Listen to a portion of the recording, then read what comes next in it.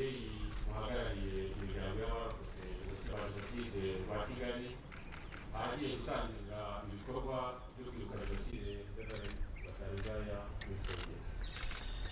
Tutakubashye utubabarire ko tutakubahishije Imana.